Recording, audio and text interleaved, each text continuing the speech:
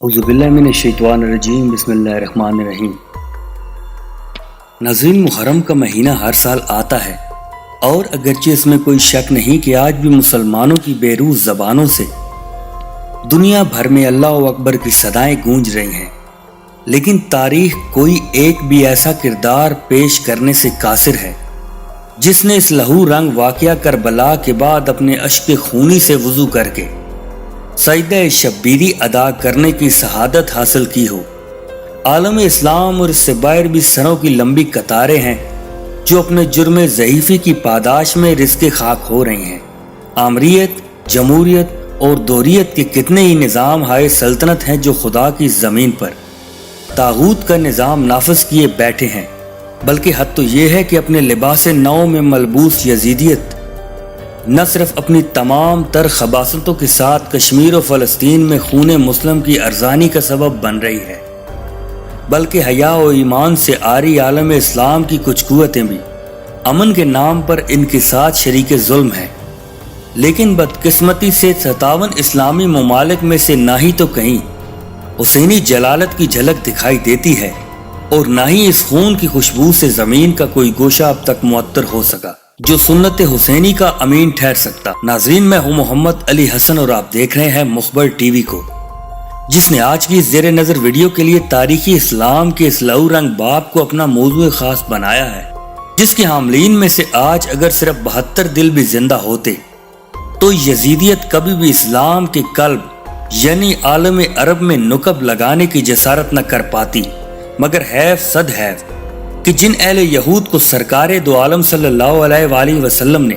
مدینہ بدر کیا تھا، آج امت کے نام نہاد ملاحہ خود انہیں دوبارہ پلٹ کر آنے میں معاون ہو چکے ہیں۔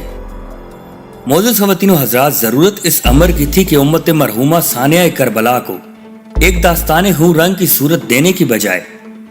اس مکتب سے وہ سب کچھ سیکھنے اور حاصل کرنے کی جدوجہد کرتی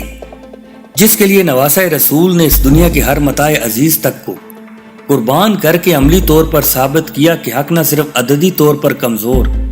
ہونے کے باوجود طاغوت کے سامنے سر جھکانے پر آمادہ نہیں ہوتا، بلکہ وہ سر کٹا کر بھی ہمیشہ زندہ رہتے ہوئے امر ہو جاتا ہے۔ خواہ اس کی اس ہمیشہ کی زندگی کو سمجھنے اور اس عظیم قربانی کو محض آؤ فغاں کی ایک رسم سمجھنے والے ہم ایسے مسلمان ہی کیوں نہ ہوں جن کے بارے میں حکیم الامت نے فرمایا تھا کہ کافر کی موت سے بھی لرزتا ہو جس کا دل، کہتا ہے کون اسے کہ مسلمان کی موت مر۔ معزز خواتین و حضرات، یہی وہی ایام تھے جب نواسہ رسول صلی اللہ علیہ وآلہ وسلم کی قیادت میں آخری قافلہ اسلام سرزمین کربلا پہنچا۔ اگرچہ آپ تک اپنے امزاد جناب مسلم بن عقیل کی کوفہ میں روح فرسا شہادت کی خبر پہنچ چکی تھی، لیکن ابھی آپ نے اللہ اور اس کے رسول کے ساتھ باندھے ہوئے عہد وفاداری کے اور کئی باب پورے کرنا تھے۔ جب مقابلے میں یزیدی فکر بھی پوری طرح ہوشیاری سے آپ کے راستے میں دیوار چننے میں کوشاں تھی۔ اسلامی تاریخ کے پہلے بدترین آمر یزید نے حق پرستوں کی اس شمع اسلام جو کہ جناب حسین ابن علی کی صورت میں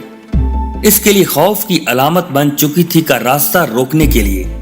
اپنے وقت کے ابلیس ابن زیاد کو کوفہ کا گورنر بنا کر بھیجا تاکہ وہ اپنی دہشت سے کوفہ کے بازار میں سجے ہوئے بتہائے ایمانی کا سودا کر سکے، اور اہل کوفہ جو کہ جناب مسلم بن عقیل رضی اللہ تعالیٰ عنہ کے دست حق پر بیعت کر چکے تھے نے ابن زیاد کی امان کے بدلے اپنے ایمان بیچ دیے اور قیامت تک کے لیے یزیدی کردار کا داغ اپنے سینے پر لے لیا، جس کے بعد ابن زیاد نے بچوں، خواتین اور چند ایک جان نثاران حسین رضی اللہ تعالیٰ عنہ کے مقابلے میں اپنا ایک لشکر ابن سعد کی قیادت میں بھیج دیا۔ ناظرین، یاد رہے کہ یہ وہی ابن سعد ہے جو اپنے عظیم والد اور صحابی رسول جناب حضرت سعد بن ابی وقاص رضی اللہ تعالیٰ عنہ جو کہ عشرہ مبشرہ میں سے تھے سے کہا کرتے تھے کہ آپ بھی خلیفہ سے کسی علاقے کی گورنری کیوں نہیں مانگ لیتے، جس پر آپ رضی اللہ تعالیٰ عنہ اس کے شر سے اللہ کی پناہ مانگا کرتے تھے۔ نظیر ذی وقار، اوروں کا ہے پیام اور میرا پیام اور ہے، عشق کے درمند کا طرز کلام اور ہے کہ مصداق۔ ہمارا موضوع بحث اگرچہ شہدائے کربلا کے زندہ کرداروں کے مصائب بیان کرنا نہیں، بلکہ اس عظیم قربانی کے مقاصد سے دوری کا رونا ہے جس نے ہماری جبین بے نیاز پر بے وفائی حسین کا بے وقار داغ سجا دیا ہے، لیکن پھر بھی مشت از خروارے کے طور پر 7ویں محرم کو اہل بیت رسول اللہ صلی اللہ علیہ وآلہ وسلم پر امت ہونے کے دعوے داروں نے پانی بند کر دیا تاکہ کربلا کی آتش برساتی ریت بھی صبر کی اس اعلیٰ ترین مثال پر شاہد رہ سکے۔ اور پھر 10ویں محرم کی بے رحم صبح کو اس جنگ کا آغاز ہوا، جس میں ایک طرف ایک تربیت یافتہ اور ریاستی ہتھیاروں سے لیس فوج تھی، جبکہ دوسری جانب تشنہ لب خانوادہ رسول اور وفاداران حسین رضی اللہ تعالیٰ عنہ تھے۔ سروں کی ایک فصل تھی جو کہ حسب الحکم ایک ایک کر کے بازار جنت کی طرف رواں دواں تھی، اور اثر سے ذرا پہلے امام خود جہاد و قتال کے لیے جب سوئے مقتل روانہ ہوئے تو مناظر دیدنی تھے۔ روب و جلال کا یہ عالم تھا کہ یزید کے ساتھی اپنی بے وقار جانیں بچانے کے لیے دیوانہ وار بھاگ رہے تھے۔ دشت کربلا وہ منظر کبھی نہ بھلا سکے گا جب نواسہ رسول کی زبان مبارک سے ٹپکنے والے نعرے اللہ اکبر سے یزیدوں کے دل سینوں میں لرز رہے تھے،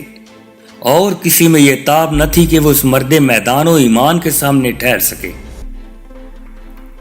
آپ کے ایک ایک منہ مبارک سے ذوق شہادت، جبکہ یزیدیوں کے انگ انگ سے موت کا خوف ٹپک رہا تھا، اور آخرکار جب نماز عصر کا وقت ہوا تو آپ نے اپنے ہی مقدس خون سے وضو کا فیصلہ کیا اور اپنا سر بارگاہ الہی میں جھکاتے ہوئے ریگے صحرا پر سجدہ ریز ہو گئے، اور عین حالت نماز میں شمر لعین نے آگے بڑھ کر آپ کا سر مبارک تن سے جدا کرتے ہوئے اپنے لیے باب جہنم کو وا کر لیا۔ ناظرین گرامی، خدا کے لیے اس دکھ و غم کے ساتھ ساتھ ان ایام میں اس بات پر ضرور غور کریں کہ شہادت حسین ہم سے کس کردار کا مطالبہ کر رہی ہے، کیونکہ بقول اجاز عاجز کربلا صدیوں سے یہ پوچھ رہی ہے ہم سے، ابن حیدر سا کوئی آج پسر ہے کہ نہیں۔ دوستوں، اس عظیم واقعے کو ہر مسلمان کے ساتھ ضرور شیئر کر کے اپنا حق ادا کیجیے، اور کمنٹ باکس میں ہمیں اپنی قیمتی تجاویز سے بھی ضرور آگاہ رکھیے۔ ہماری اگلی ویڈیو آنے تک آپ کا، ہمارا، ہم سب کا خدا نگہبان۔